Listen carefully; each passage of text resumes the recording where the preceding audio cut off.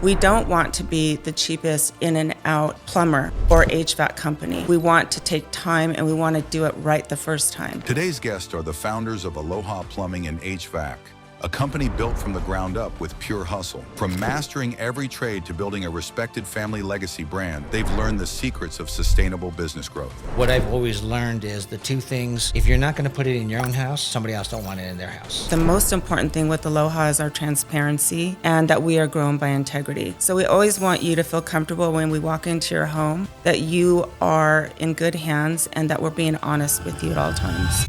Shea, Duke, welcome to the show. Thank you. It's nice to be here. All right, so we're fascinated by your origin story. How did you guys start Aloha Plumbing? When I met Duke, it was a handyman business. He did not have his license, his contracting license. So during the time that I found out all that he knew what to do and his knowledge, I thought, you need to be licensed and do this for yourself. And that's really just the gist of it. He was working for someone else, and I thought, let's think outside the box and let's do this for ourselves. Wow. So you're the push. We got the push from... She was the push. She was the push. Yeah. And how did you get started? Okay, she pushed you, but then all of a sudden you're now a business owner. Well, I've been in construction since I was probably about 19. So I just started to learn from one trade to the next. So I figured I started with plumbing. Once I felt that I knew everything from that journeyman, I asked my boss to go to electrical, to the cabinet guy. I figured the more I knew, the more valuable I was, and I would never be out of work when I got slow. Smart move. So that's how that worked out. And tell me about your first customer. Like, okay, now you have your own business and now the first customer. How did you get your first customer? Gosh. Do you remember? I remember, so we started flyering. I don't know if you remember this. We started flyering the neighborhood. Yes. With little flyers I created. We weren't licensed at the time.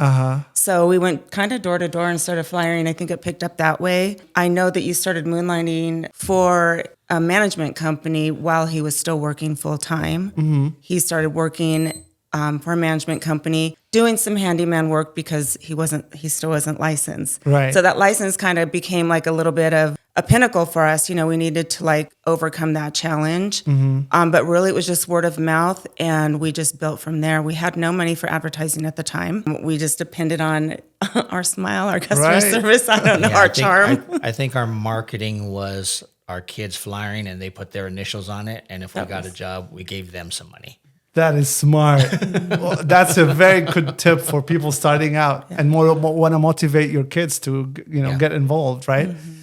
So Aloha, are you guys from Hawaii or like what's the relevance to the name?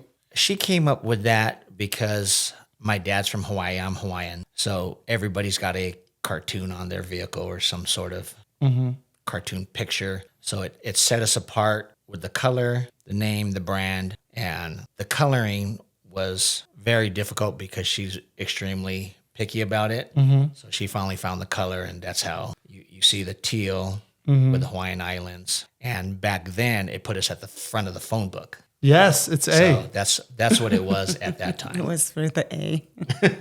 When was that? What year? You were starting to study for your license. I was still in school at the time. I ended up going to college. I ended up going back as an adult to school, and I pursued my degree. And as I began to graduate, then the business kind of started picking up, and I pivoted to marketing. So my degree is in sociology, but I ended up doing marketing for Aloha. For sure. So when it comes to you guys in the community, everybody knows you. You're a family-based company, and a lot of you're very much involved. Like we go to the chambers of commerce. We met several times there. You're very much involved in the community around you. So the question is that when you buy a home, there is so many unknowns for home buyers. Take, for example, us here in the house that we bought. I have no idea all of the systems. Technology has really advanced, and if you are in a specific domain, you lack a lot of information from other domains.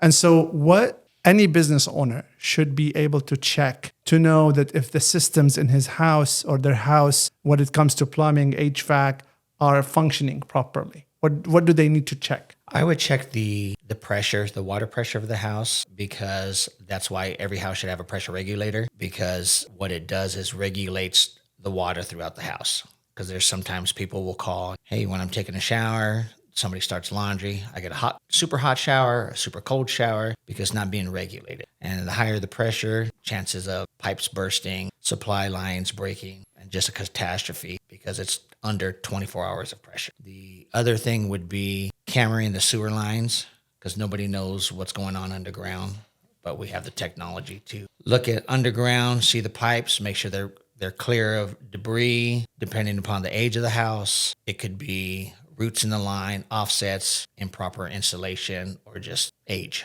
and the end of life. So these are the pressure and the sewer lines. Can you think of a third? Well, if you're looking at HVAC, you would just need to have a diagnostic on it, because you can't really tell. They're not giving you any signs, but with the meters and everything, you test the pressure, because an HVAC system should never leak. Any kind of refrigerant. Capacitors start to go bad, compressors start to go bad due to the age. And we're talking about these checks like every year, every 6 months. You want to add anything to what you said? I mean, we offer a free plumbing inspection to all of our local area here. So if you don't really know what to look for in your home, you can always feel free to just call us. We'll go and inspect it for free, and then we can educate the homeowner when we're there. Here's the list. You should check your water heater. It should be flushed several times a year. We have hard water here. You're interested in a softener.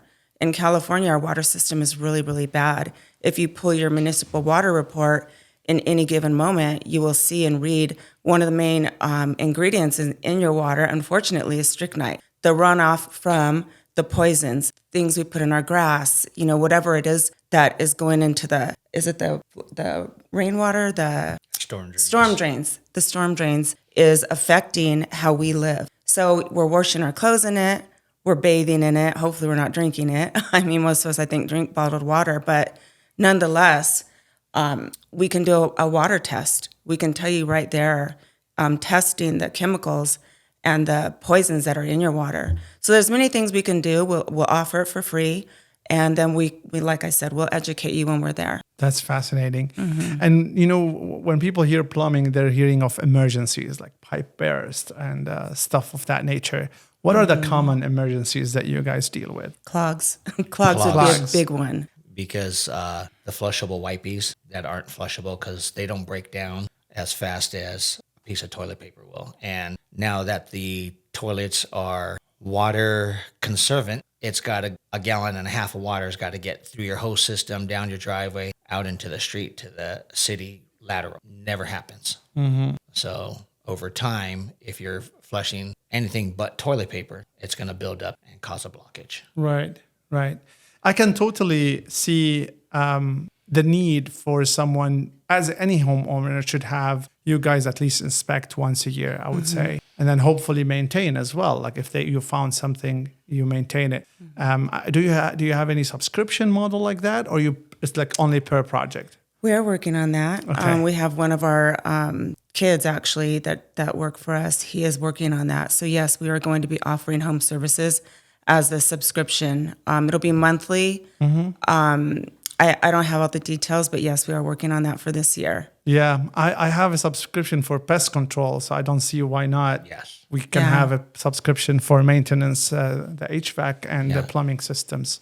As of right now, we have it for the heating and the air part of it, and now we're going to add the plumbing part of it to take care of your water heater, your supply lines, your faucets. Yeah, because prevention is so much cheaper than actual dealing with an actual catastrophe.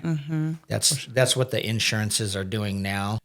When you're renewing or you're a new home buyer, they're requiring a mow and flow, and what is a automatic shutoff for your main water. Yes. In case a sudden burst happens. Correct. And it's controlled by the app or something like that. But it's very expensive, or no? No, it's very cost effective. It's just, it literally tells you everything that you do in your house with your water.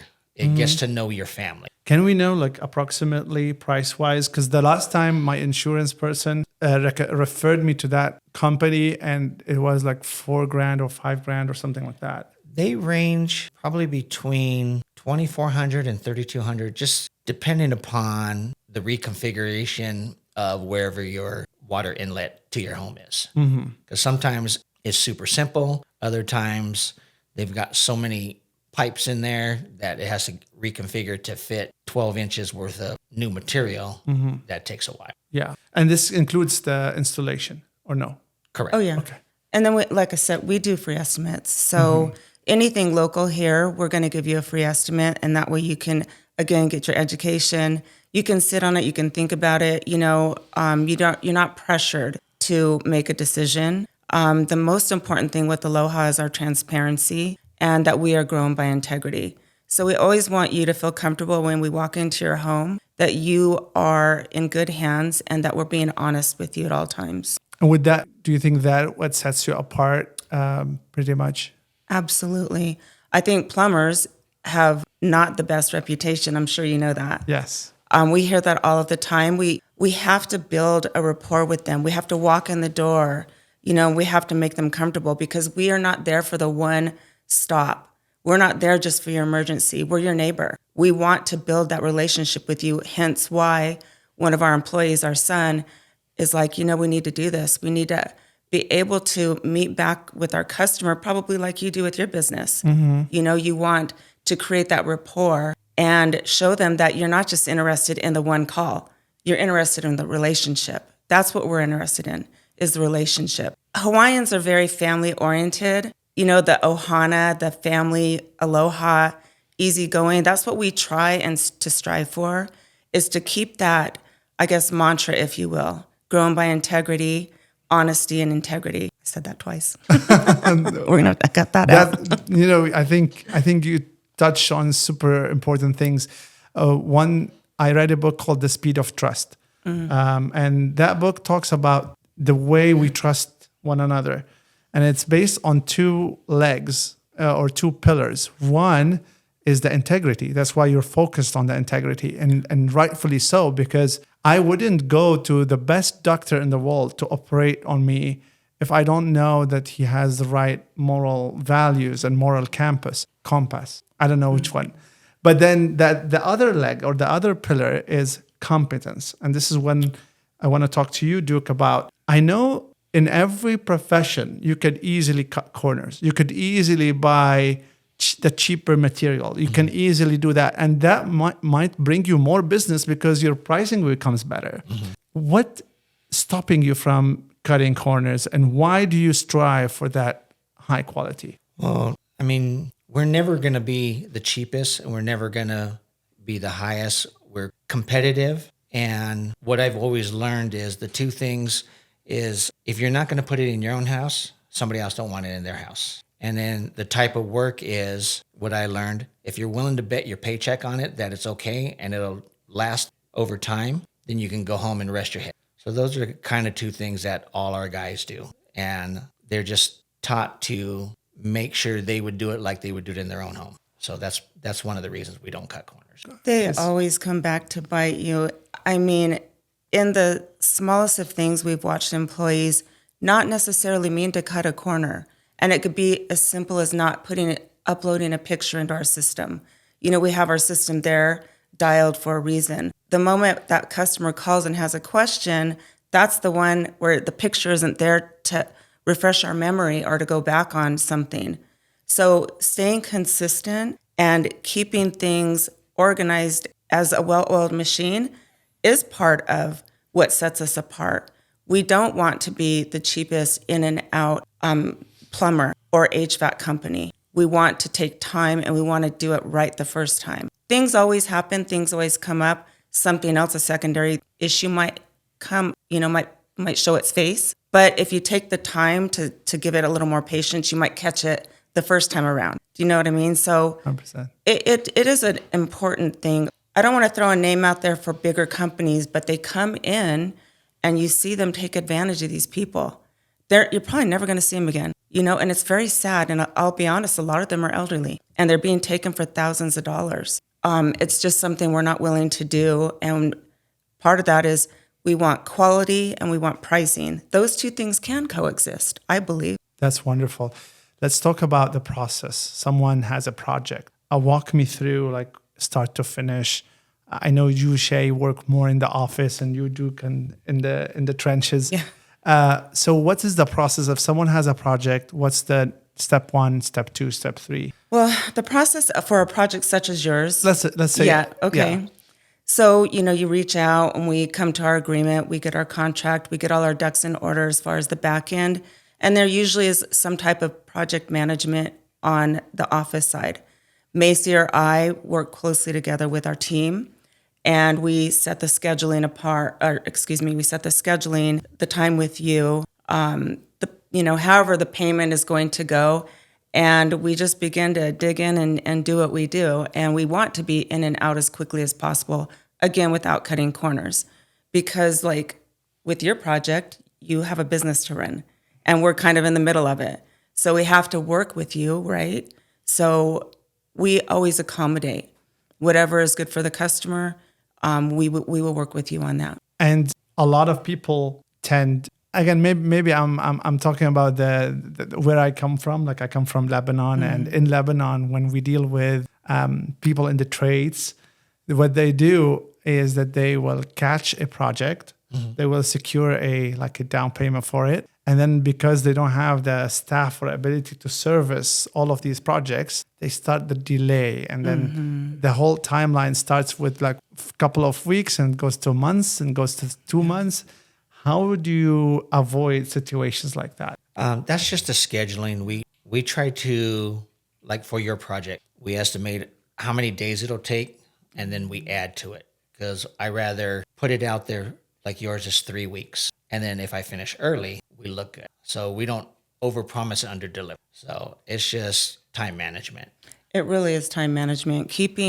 We also keep a guy or two kind of in the background that he can always help out, kind of like a floater, if you will. If we are busy on the project side, then we can pull from the service side. So we can keep someone floating on the service side to go and help with the project side. It's just ebbs and flows, Right. It always seems to work out. Duke is, I guess, kind of half in the field and half not. So a lot of the time, if we need someone extra, we can always pull Duke back into the field. Lessons. I mean, these kind of, to perfect that process, it comes from, maybe some mistakes that have done earlier in your business. What are the biggest lessons you learned as running a plumbing and HVAC company?